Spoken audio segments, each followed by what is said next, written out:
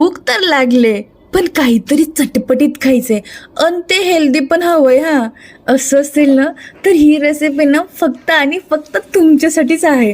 तर यासाठी ना आवडणारे व्हेजिटेबल्स किंवा तुमच्या घरी जे पण व्हेजिटेबल्स अवेलेबल आहेत ना, ते बारीक कट करून त्यामध्ये होममेड मेयोनीज आणि चिमूटभर मीठ टाकायचं टेस्टसाठी आणि ते मिक्स करायचं. आता साईडला ना ब्रेड घेऊन त्याला तूप लावून त्यावर वेजीसचं जे मिक्सचर आहे ते व्यवस्थित स्प्रेड करून घ्यायचं.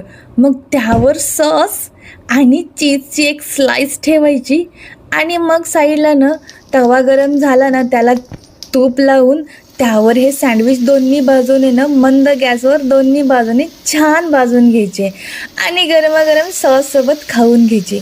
मॉर्निंग ब्रेकफास्ट आणि इव्हनिंग स्नॅक्ससाठी एकदम परफेक्ट आहे ही रेसिपी.